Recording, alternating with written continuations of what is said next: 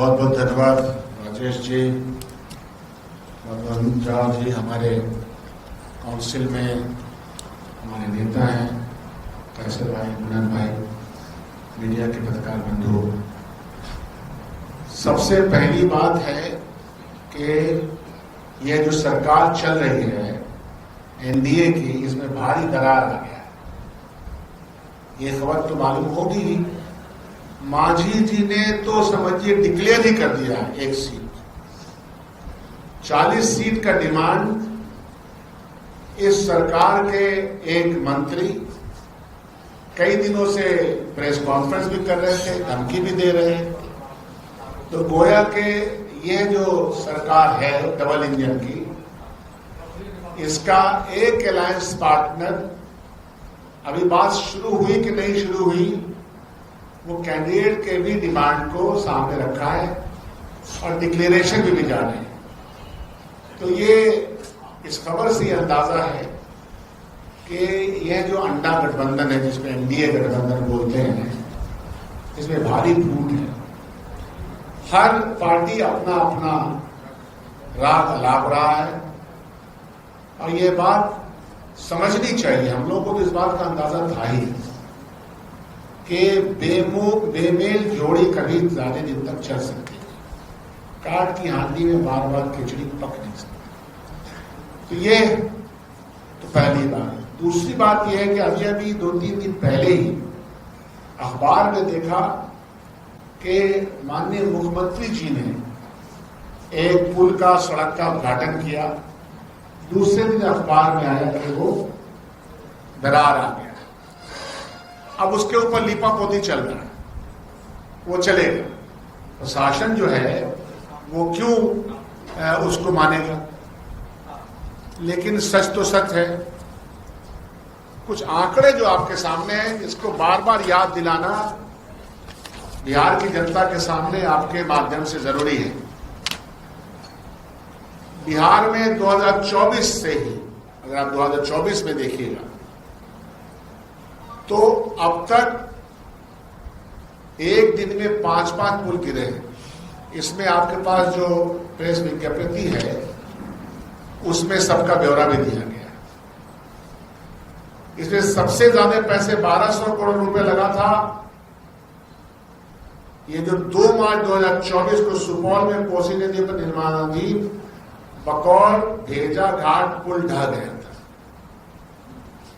और ताज्जुब की बात यह है कि ये जो पुल जितने गिरे, प्रशासन ने उस पुल की देखरेख के प्रशासनिक व्यक्तियों के ऊपर तो एलिगेशन लगाया, उनको हटाया, सस्पेंड किया और फिर बहाल कर लिया। जनता को इसकी कोई जानकारी नहीं है कि आपने गलती पाई, फिर क्या वजह हुई कि उसको बहाल कर लिया। उन्हीं कंपनियों को फिर से दे दिया गया। उन कंपनियों पर कौन सा दंड लगाया गया, कितना जुर्माना किया गया, कितना उसको ब्लैकलिस्ट किया गया, ये सब प्रश्न आपके सामने विधानसभा में हम लोगों ने उठाया।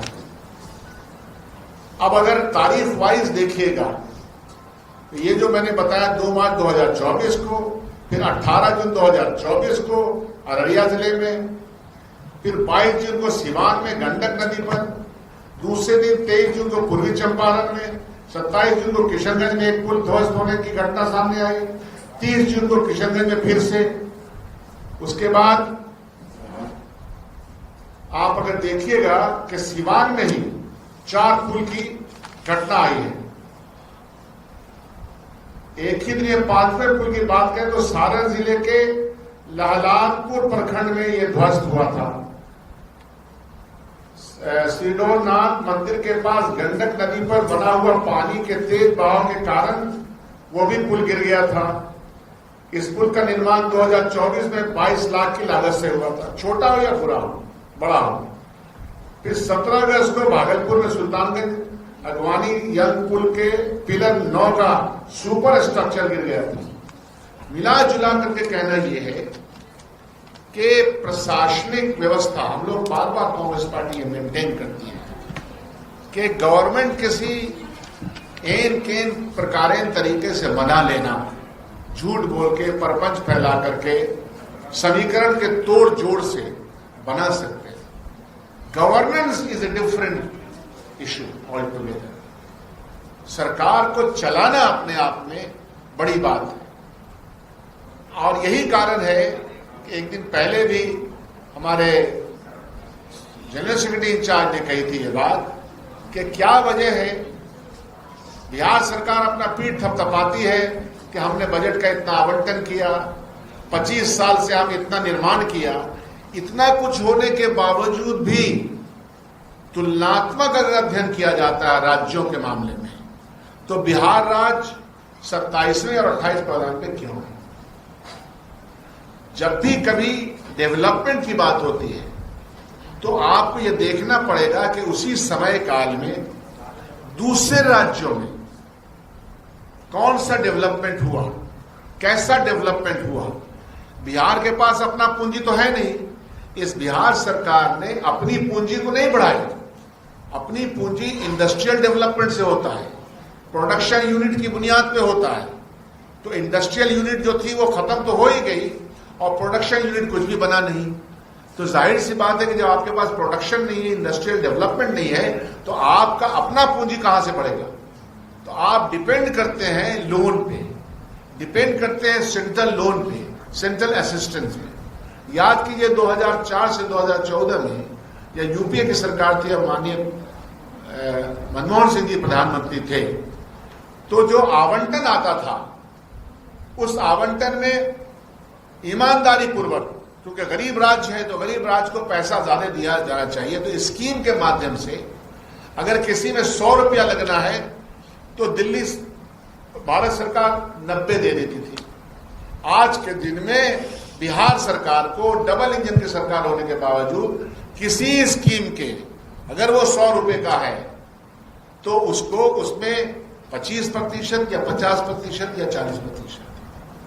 तो इसका मतलब क्या हुआ कि जनता दल यू जो ये कह रही थी कि डबल इंजन की सरकार जब बन जाएगी तो हमको फायदा होगा, निवेश का फायदा होगा, पूंजी का फायदा होगा। तो न तो निवेश आया, न आपकी पूंजी बढ़ी, और न पूंजी के माध्यम से आपने डिफरेंट स्कीम में बिहार की जनता को लाभ देने के लिए जो योजनाएं गरीबी उन्मूलन की थी, लगभग 44 योजनाएं हैं, उन गरीबी उन्मूलन के कार्यक्रमों में बिहार के पास तो अपना पैसा है नहीं, और केंद्र आनाकानी करके परसेंटेज भी घटा रही। अच्छा, ये बात मैं नहीं कह रहा हूं, यह बात जब हमारे साथ इसी जनता दल यू के मिनिस्टर्स थे, कहिए तो मैं नाम ले सकता हूं, वो मिनिस्टर जब अपनी बात का बयान कर रहे थे, हमारे पास हमारे साथ मदन जी हैं, इनको सब याद है हम लोगों को, तो ये कह रहे थे कि केंद्र की वजह से, केंद्र पैसा नहीं दे पा रही है, उसकी वजह से हमारे काम रुके हुए हैं। मनरेगा में पैसे नहीं आ रहे हैं, बिजली विभाग में पैसे नहीं आ रहे हैं। यहां तक कहा था बिजली विभाग के मिनिस्टर ने, यहां जो कि सीनियर लीडर हैं, कि साहब गुजरात तो समृद्ध राज्य है, वहां से ज्यादा महंगी बिजली बिहार को भारत सरकार पर यूनिट दे रही है। तो क्या हुआ?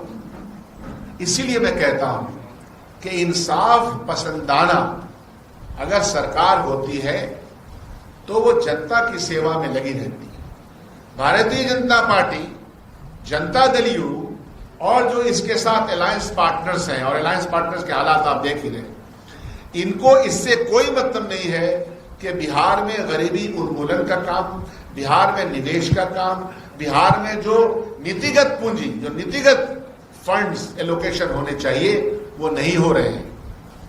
और जो निर्माण काम हो रहा है उस निर्माण काम में भयंकर भ्रष्टाचार है। पुल का काम हो, ये निर्माण काम है।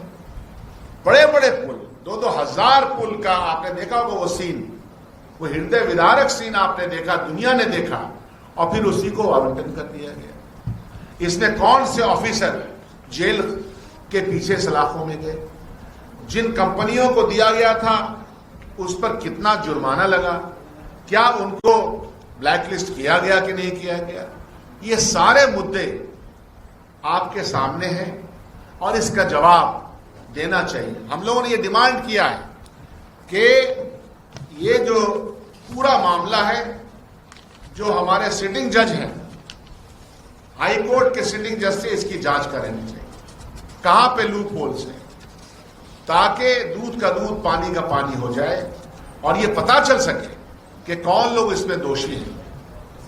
इसको करने में क्या दिक्कत है? बिहार सरकार करेगी नहीं, मानेगी नहीं, मैं जानता हूं, लेकिन ये जनता का डिमांड, हमारा डिमांड है कि अगर वो चाहते हैं कि निर्माण के काम की जरूरत तो है और निर्माण के काम में जान चली जाए, पुल गिर जाए, तो ये तो ठीक बात नहीं है। इसीलिए आपके माध्यम से बिहार सरकार से कहते हैं कि इसकी जांच सिटिंग जज से करवाइए और यह जो निर्माण का काम है, एक तो उसमें आपको मैं बता रहा हूं, उसका भी लेके आऊंगा। यहां एस्टिमेट घोटाला है, 2 रुपए का काम 6 रुपया में होगा, आपको उसके भी आंकड़े में दे दूंगा। आप अपना घर बनाते हैं तो मान लीजिए 2000 स्क्वायर फीट मैक्सिमम लगाइएगा, जितना कुछ बना दिए। यहां निर्माण के काम में 8000 12000 रुपया स्क्वायर फीट लगता है। भवन निर्माण का पता कीजिए आप लोग कि कितना हजार रुपया पर स्क्वायर फीट ये लोग काम करने के लिए देते हैं। तो जो अंडरकट डीलिंग है यहां बहुत ज्यादा है। हम लोग तो विधायक, हम लोग को मालूम होता है अंडरकट डीलिंग कैसे चलता है। तो आपके माध्यम से ये बात पहुंचे। हाँ, यही तो मैंने कहा कि जिन अफसरान को सस्पेंड किया गया उसको फिर बहाल किया गया, तो क्या मतलब है कि वो सस्पेंशन उनका खत्म क्यों होगा? अगर हुआ तो जनता के सामने बता देंगे नहीं नहीं, इनकी कोई गलती नहीं थी, ये एकदम साफ सुथरे थे। और फिर जेई इज ए स्मॉल, इस पूरे मामले में छोटा, बड़का जो उसमें है विभाग में, मंत्रालय में, उनका क्या हुआ? इस मंत्रालय के निर्माण काम में लगे हुए जो मंत्रालय है और इनके मंत्रियों का नाम आप सब जानते हैं, उनका तो मतलब बल्ले बल्ले हो रहा है। देख ही रहे हैं आप लोग, हम लोग भी देखते हैं, जीवन में भी उनके देखते हैं कैसा कैसा बदलाव आ गया है। तो ये इसलिए आता है कि पैसा आ रहा है, बढ़िया से डीलिंग हो रहा है। तो जांच में ये लोग क्यों नहीं फंसते हैं? यही 4-5 बड़े बड़े अधिकारी जो हैं वो निर्माण काम में लगे हुए हैं लगातार। तो इन सब की जांच होनी चाहिए। मैं ये नहीं कहता कि जांच के बिना उनको आप जेल की सलाखों के पीछे डालें, लेकिन जांच क्यों नहीं हो रही है? और जांच में ये जो छोटे अधिकारी गए उनको फिर आपने वापस कैसे ले लिया? ये सारी बातें जनता के पटल के सामने हैं। हम चाहेंगे कि तो बहुत बहुत शुक्रिया, धन्यवाद।